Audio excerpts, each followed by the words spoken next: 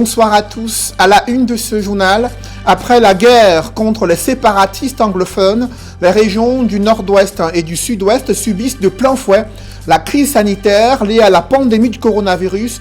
Plus de 70 cas actifs recensés dans les deux régions et près de 16 personnes atteintes du Covid-19 retrouvées mortes à leur domicile ou sur le chemin de l'hôpital. Pour la seule région du nord-ouest, les autorités locales tirent la sonnette d'alarme, mais aucune mesure spéciale n'est prise pour faire face à la pandémie du coronavirus sur le théâtre de la crise anglophone. On fait le point en ouverture de ce journal. Malgré les inquiétudes et les critiques sur les risques élevés de contamination au Covid-19, le gouvernement maintient la rentrée du troisième trimestre pour le 1er juin 2020 et distribue des gels hydroalcooliques et des masques de protection destinés aux différents ministères en charge de l'éducation au Cameroun. Cela est-il suffisant ? Ces mesures répondent-elles aux préoccupations posées par des syndicats et des parents d'élèves ? Élément de réponse à suivre au cœur de ce journal.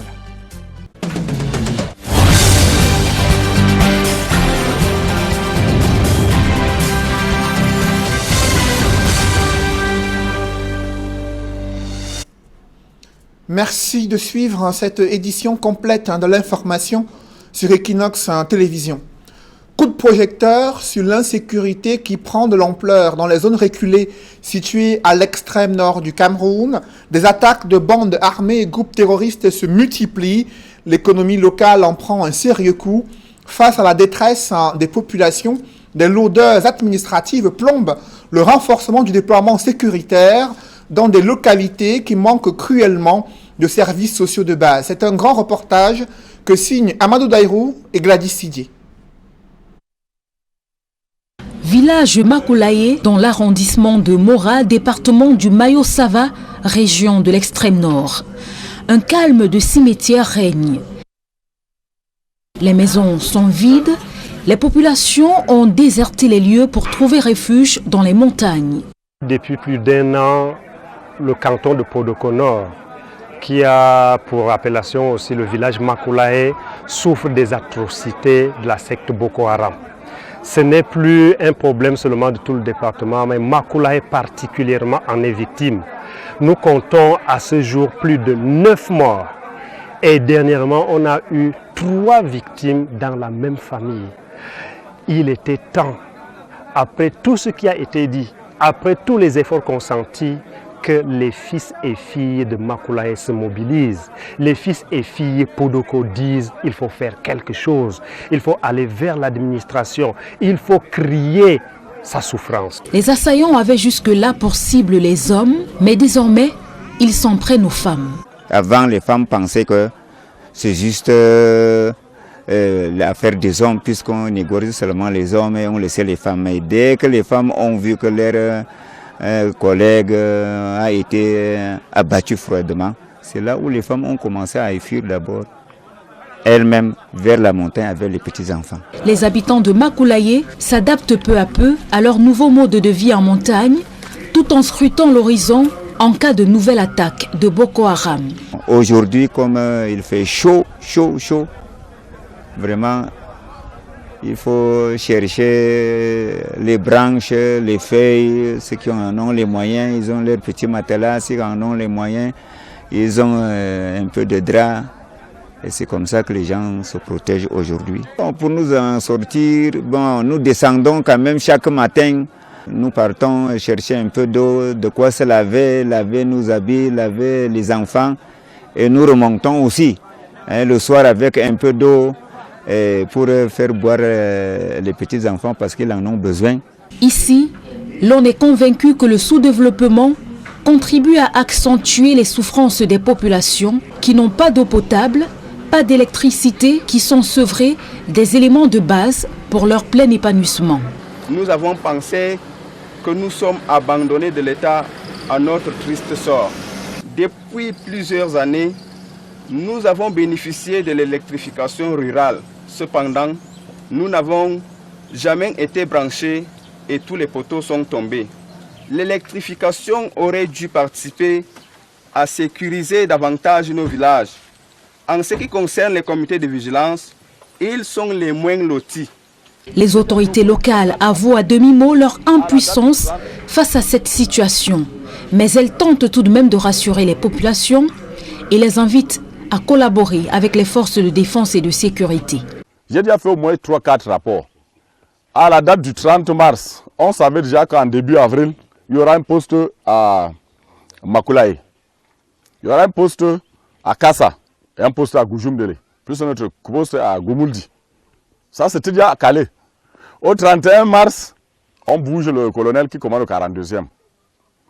Le nouveau commandant qui arrive dit que non, lui n'a pas encore étudié le dossier. Donc on voit un peu la faute aussi qui revient à l'administration. La difficulté que nous rencontrons sur le terrain. On ne peut pas attaquer à Podoko, à Makulaye. Parce que la veille, une dame a eu 25 000, ils sont venus réclamer les 25 000. Qui leur a dit? Est-ce qu'ils sont des prophètes? On attaque à Makulaye. Deuxième fois, parce que la veille, quelqu'un a eu 300 000, ils sont venus chercher 300 000. Qui leur a dit? Et on a attaqué dans cette famille. On abat 3 personnes. Mais c'est vous les complices. Depuis plusieurs années, les assaillants de la secte islamiste Boko Haram sèment la terreur dans la région de l'extrême nord. Ils pillent, brûlent, tuent à chaque incursion. C'est un nouvel appel à l'aide qui est ici lancé par des populations complètement désespérées. Au-delà de la lutte contre les séparatistes dans les régions du nord-ouest et sud-ouest, il y a une autre préoccupation majeure. La pandémie du coronavirus fait rage dans ces deux régions du Cameroun. Près de 174 cas actifs ont été recensés. Pour la seule région du nord-ouest, ces derniers jours, 16 personnes sont mortes des suites du coronavirus. La majorité d'entre elles a été retrouvée mortes chez elles. D'autres sur le chemin de l'hôpital. Les autorités sanitaires tirent la sonnette d'alarme, interpellant les populations sur le respect des mesures barrières. Peuvent-elles les respecter dans un contexte de crise et de guerre? On fait le point avec Sylvestre Hippolyte Zangao. Le nord-ouest et le sud-ouest comptent au total 174 cas de malades atteints de coronavirus, selon le dernier pointage mardi. Dans la région du sud-ouest, les autorités sanitaires révèlent que sur les 97 cas testés positifs, la ville de Limbe enregistre le plus grand nombre de contaminés, 44. Le nombre de cas couplés à Bouya et Kumba est de 23 personnes malades et 7 dans la ville de Manfé. 22 personnes ont guéri et 5 sont décédées. La région du nord-ouest a moins de cas positifs, 77 au total. Mais les autorités sanitaires sont préoccupées car la région a enregistré plus d'une vingtaine de cas en l'espace de 2 semaines. À Bamenda, Bengui et Batibo, où des cas positifs ont été déclarés. Plusieurs personnes continuent de négliger les mesures barrières, le port du masque notamment. 16 personnes atteintes de Covid-19 sont décédées dans la région du nord-ouest. 20 sont guéries. La surveillance épidémiologique devrait être renforcée dans les 19 districts de santé de la région, annoncent les autorités. Malgré la suspension des essais cliniques sur la chloroquine au niveau de l'OMS et l'interdiction en France de l'hydroxychloroquine pour soigner la maladie à coronavirus, le Cameroun n'a pas changé son protocole thérapeutique. Le comité scientifique des urgences de santé publique continue de préconiser l'utilisation de la combinaison chloroquine-azithromycine pour la prise en charge thérapeutique des patients atteints du Covid-19. Selon une note de service signée le 26 mai 2020, le ministre de la Santé publique annonce une dotation des 10 produits à la délégation régionale de la santé pour le littoral. Ces médicaments sont destinés à la prise en charge gratuite de 800 patients internés dans les centres agréés dans la région du littoral.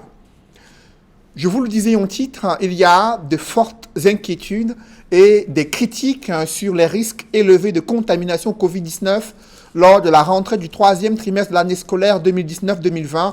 Elle est prévue le 1er juin 2020. Malgré ce chapelet de critiques, le gouvernement maintient cette rentrée du 3e trimestre et au regard des difficultés de faire respecter les mesures barrières, des gels hydroalcooliques et des masques de protection ont été remis aux responsables des différents ministères en charge de l'éducation au Cameroun. C'est une initiative venant du ministère de la Recherche scientifique. Ces produits sont-ils suffisants pour répondre aux préoccupations de la communauté éducative? Élément de réponse avec Aix Cyril. Malgré les réserves formulées par certains parents d'élèves ainsi que des syndicats d'enseignants, le gouvernement est bien résolu à rouvrir les salles de classe le 1er juin prochain. Et sur les mesures prises pour préserver la santé des élèves et enseignants, Des masques barrières et gel hydroalcoolique fabriqués par le ministère de la Recherche scientifique et de l'Innovation ont été remis aux administrations concernées par la prochaine reprise des cours. Toutes les administrations, structures et forces vives de la nation sont mobilisées tous azimuts afin de faire convenablement face à cette menace mortelle. Le président de la République, son excellence Paul Biya, nous a instruit de procéder à la remise au département ministériel en charge d'éducation au Cameroun d'un stock de matériel barrière produit par le CNDT. Les masques et gel hydroalcoolique sont remis aux responsables du ministère de l'Éducation de base, du ministère des Enseignements secondaires et du ministère de l'Enseignement supérieur. Produits par le Comité national de développement des technologies, organisme sous tutelle MINRESI, leur fabrication, dit-on, a respecté les normes édictées par l'OMS et l'Agence nationale des normes et de la qualité ANOR. Nous avons respecté, dans le cadre des gels hydroélectriques et même la fabrication des masques, les normes nationales qui ont été édictées par le ministère en charge du développement technologique. Au total, 9000 masques barrières ont été produits à raison de 3000 par administration et 3000 flacons de gel hydroalcoolique, dont 1000 pour chaque ministère. Le MINRESI annonce pour bientôt une campagne de sensibilisation sur l'utilisation de ce matériel. Au lendemain de l'appel au boycott de cette rentrée du 1er juin 2020 lancé par des syndicats, le gouvernement a choisi d'offrir plutôt au personnel du ministère de l'enseignement secondaire une formation visant à les outiller sur les méthodes de prévention contre le VIH-Sida et la maladie à coronavirus en plein milieu scolaire. Le ministre Nalova Lyonga exhorte les acteurs de la chaîne éducative à mettre tout en œuvre pour éviter que la rentrée du 3e trimestre ne se transforme en un cauchemar pour les élèves, les enseignants et les parents. Des précisions avec Emmanuel Diop et Marcelin Gansop. Si la reprise des cours avait lieu demain, le lycée général Leclerc serait prêt. Des assurances données par le proviseur qui a présenté au ministre des enseignements secondaires le dispositif d'accueil ainsi que les mesures qui ont été prises pour sécuriser les élèves dès lundi. Et nous aurons des bacs comme cela pour accueillir les autres. Avant cette descente sur le terrain, certains acteurs du MINESEC ont été édifiés sur la prévention de la Covid-19, mais également du VIH-Sida en milieu scolaire. Une initiative de la CAMNAFOR qui se préoccupe de la santé du fer de lance de la nation. C'est aussi le lieu pour nous, en cette veille de reprise scolaire, de revisiter même la problématique de la discipline en milieu scolaire. Les pouvoirs publics, le corps enseignant et tous les acteurs éducatifs vont faire leur part, assumeront leurs responsabilités. Mais il s'agit aussi d'interpeller les élèves parce que le non-respect des mesures barrières par leurs camarades devrait être dénoncé. Tout comportement déviant, les élèves doivent se faire aider et surtout s'entraider à assumer leurs responsabilités aussi. Au ministère de la Santé publique, l'on est conscient que la pandémie ne cesse de flamber. Faut-il pour autant mettre en veilleuse la reprise des cours, condition sine qua non, selon le gouvernement, d'une préparation acceptable des examens officiels? La réponse est non. Il n'y a pas de garantie sereine. On gère. Il faut qu'on aille à l'école. Il faut que la vie continue. Nous allons vivre avec le Covid. Nous n'avons même pas encore atteint le premier pic au Cameroun d'après les modèles mathématiques qui sont construits. Donc, on ne peut pas arrêter toutes les activités. C'est comme l'école. Les enfants sont notre fer de lance. Ils doivent continuer à aller à l'école. Nous avons besoin d'eux et donc on s'adapte. Des propos corroborés par la patronne des enseignements secondaires. Everybody, every principal, every parent, they should help their children to observe these measures. One is the fact that the children should come from home armed with their masks as well as their snacks, because no canteen will be open in any school. Le professeur Nalova Lyonga invite l'ensemble des acteurs de la communauté éducative à jouer chacun sa partition afin que la reprise des cours le 1er juin ne se transforme en cauchemar pour les enfants. Une reprise qui n'est pas du goût de tout le monde et notamment des syndicats d'enseignants qui ont posé plusieurs conditions au gouvernement. Le gouvernement vient de rendre publique la liste des 3000 instituteurs recrutés à la fonction publique. 60% sont des femmes et le professeur Laurent Serge Toudingwa l'a fait savoir en journée, précisant que l'accent a été mis sur les plus expérimentés et ceux dont l'âge est proche de 40 ans, âge limite pour faire acte de candidature. Le ministre de l'Éducation de base a annoncé la publication de la liste qui vient d'être effective. C'est la première phase d'un plan spécial de 12 000 instituteurs à recruter. Je vous propose de suivre les explications du ministre de l'Éducation de base, le professeur Laurent-Serge Etoudingwa.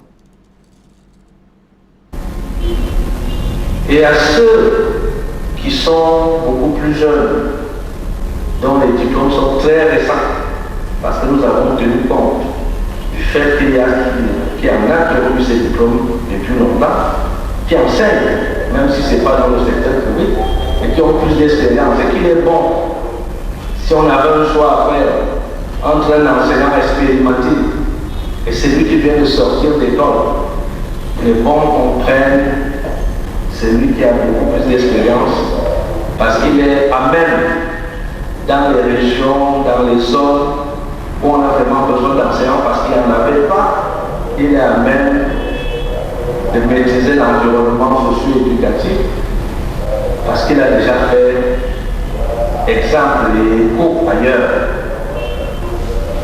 Les recrutements continuent avec nos partenaires. Nous allons lancer d'ici 2 mois la deuxième phase de ces recrutements.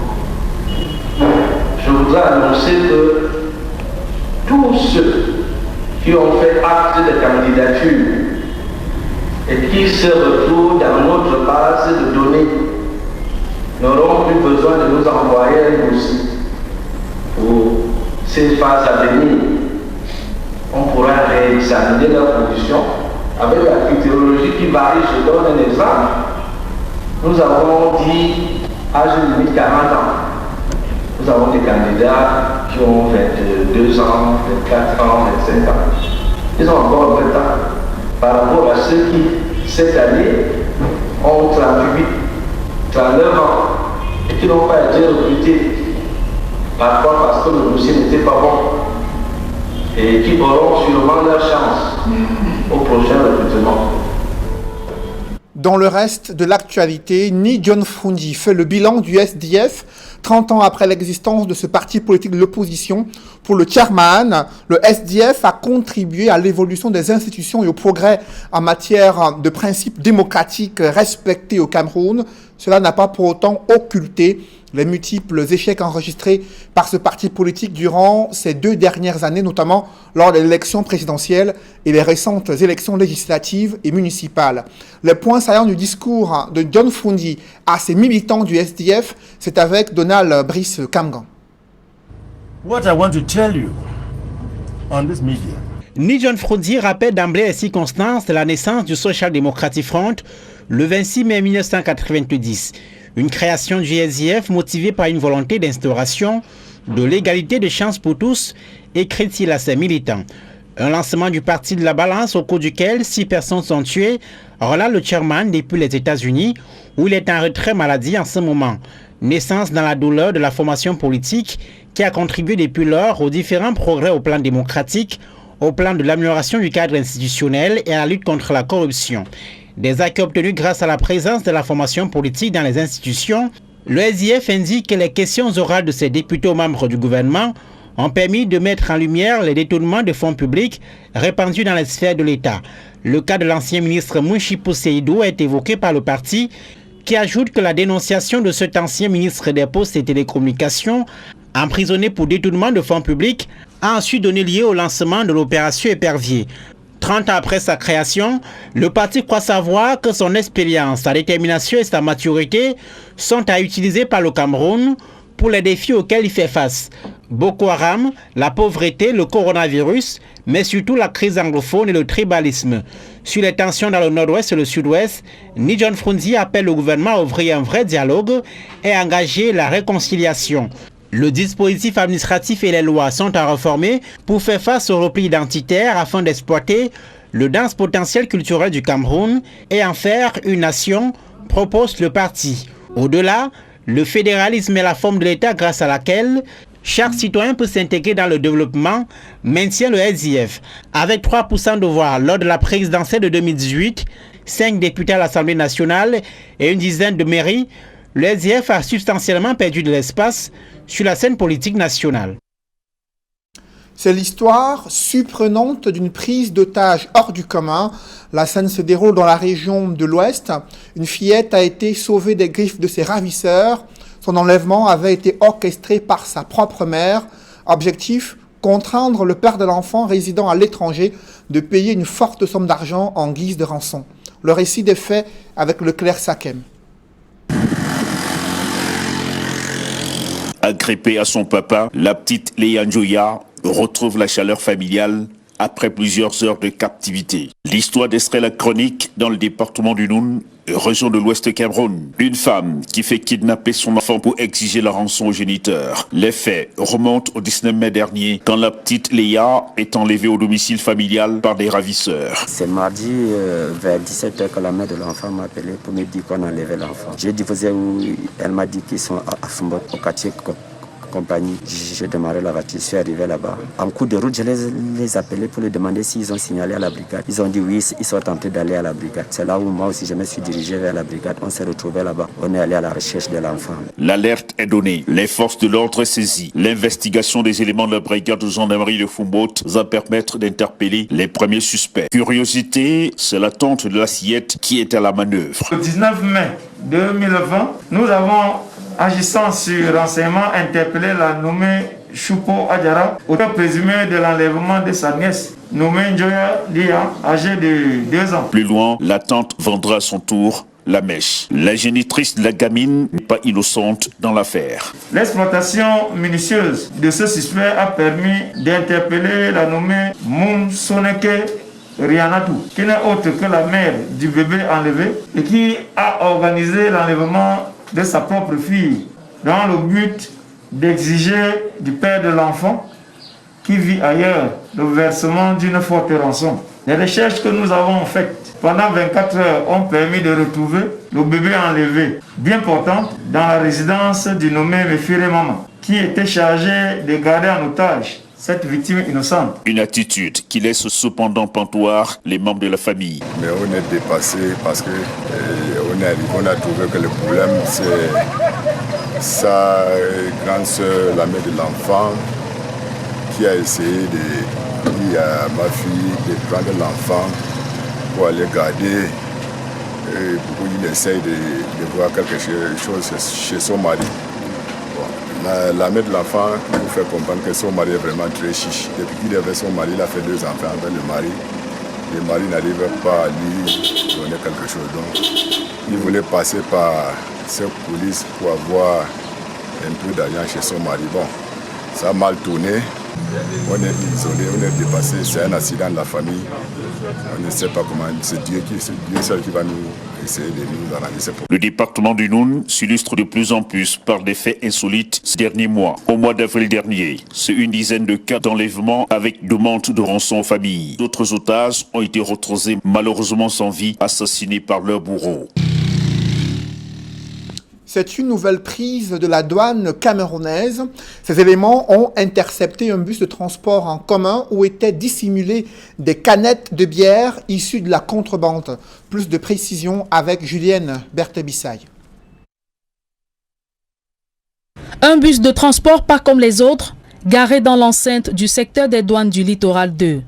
Il a été intercepté dans le cadre de l'opération Halte au commerce illicite Alcomi 3, avec à bord des canettes de bière en lieu et place des passagers.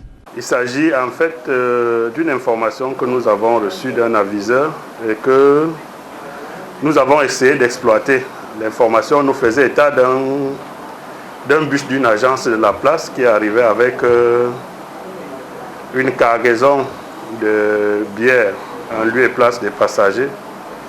Nous avons exploité cette information-là et à l'issue de cette exploitation, nous avons réussi à mettre main sur cette importante cargaison que vous avez vue dehors là. Dissimulée sous des sièges et soutes du véhicule, cette marchandise d'un autre genre provenait de la région du Sud-Ouest. Il s'agit environ entre 1000 et 1500 palettes de bière de différentes marques, Heineken 33 et autres. La procédure contentieuse de la dite cargaison est en cours, affirment les responsables de la douane camerounaise. la suite justement qui est réservée à cette saisie, c'est la procédure contentieuse qui a déjà été enclenchée, c'est-à-dire quoi? C'est-à-dire d'un côté le moyen de transport qui a permis à masquer la fraude en question, la contrebande en question, et de l'autre côté ce qu'on pourrait avoir en termes de droits compromis et d'amende pour la marchandise proprement dite. En attendant une nouvelle prise de produits issus de la contrebande, l'opération Alcomi poursuit ses actions sur le terrain. Les travaux de construction de la route nationale numéro 15 Batienga-Ntui-Yoko sont loin d'être achevés. L'aménagement de la majorité des lots piétine depuis quelque temps. L'une des fautes au contrat d'une des entreprises prestataires, contrat à résilier pour incompétence technique sur le terrain. Le gouvernement rassure sur les moyens mis en œuvre afin de permettre à ce chantier d'être achevé, même si les délais ne seront plus respectés. La construction de cette route permettra de rallier le Grand Sud et le Grand Nord. Évocation avec nos reporters Marcelin Gansop et Emmanuel Job. Long de 360 km, la nationale numéro 15 qui va de Batienga à Tibati en passant par Ntui, Yoko et Lena, ambition de relier le Grand Sud au Grand Nord. Ce programme donne une troisième alternative pour relier le Sud Cameroun au Nord. Et quand vous passez par l'Est, vous faites à peu près, je peux parler de 850 km. À l'Ouest, c'est presque la même distance. Et en construisant cette axe, nous avons une économie d'à peu près 150 à 200 km, soit que l'on passe par l'Ouest, soit que l'on passe par l'Est. Donc cette axe fait à peu près 658 km par là pour arriver en Ngaoundéré. Mais l'exécution des travaux en plusieurs lots, 6 au total, connaît des fortunes diverses. Le lot 1, entre Batienga et Ntui, et 4, entre Yoko et Lena, sont quasiment achevés à la satisfaction des usagers et des populations riveraines. Au niveau de la population, nous qui sommes par exemple commerçants, les gens viennent pour prendre un petit jus, un petit bière, et le coût de vie change doucement.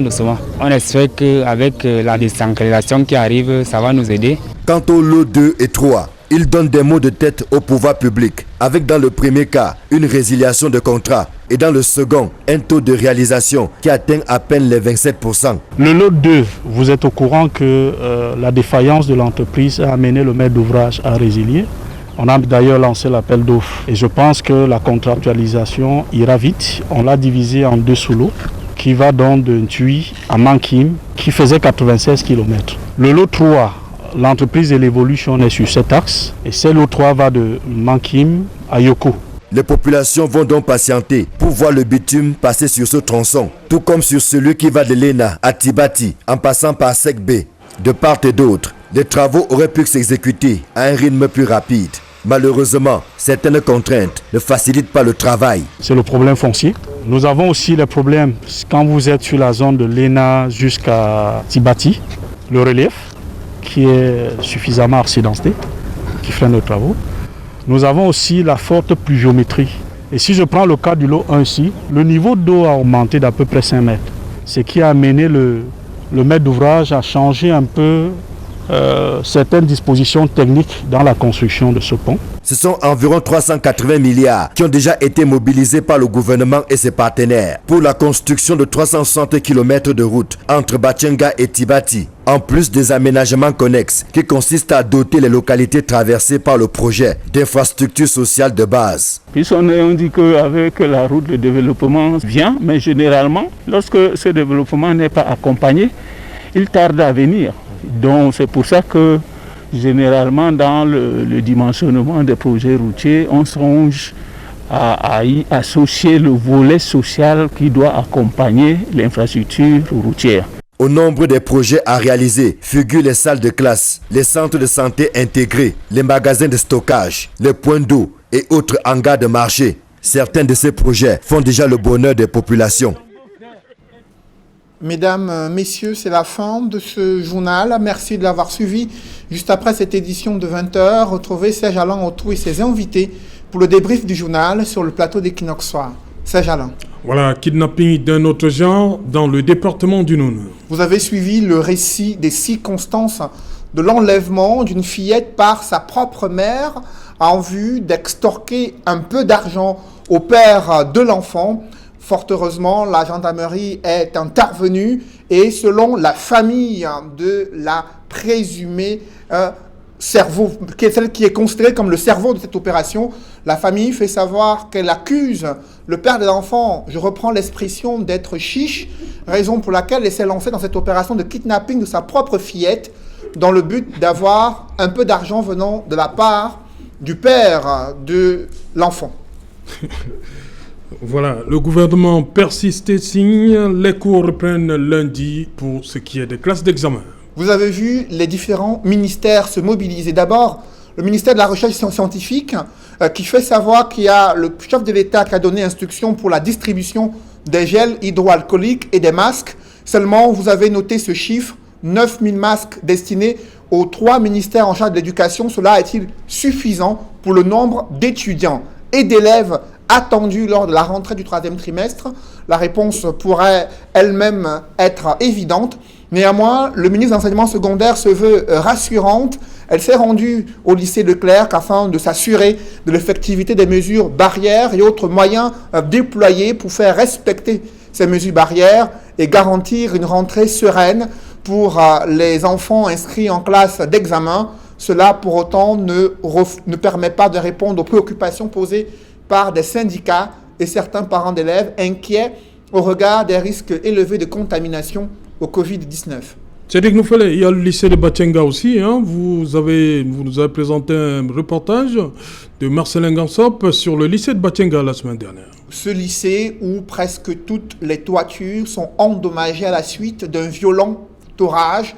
Jusqu'ici, rien n'a été fait pour aménager ce lycée qui s'apprête à accueillir des élèves d'ici le 1er juin. Vous le savez, c'est la petite saison des pluies déjà dans les villes du Cameroun. Le lycée de Batchenga n'échappe pas à ce climat et les enseignants et administratifs dans ce lycée étaient très inquiets sur les conditions d'encadrement et d'apprentissage pour les élèves et malgré le cri de détresse, très peu de choses ont changé jusqu'ici. Alors, nous avons cru que tout était comme au lycée général Leclerc. Bonne soirée à vous, Cédric. Bonne soirée à vous, Serge Alain. Rendez-vous demain, 20h.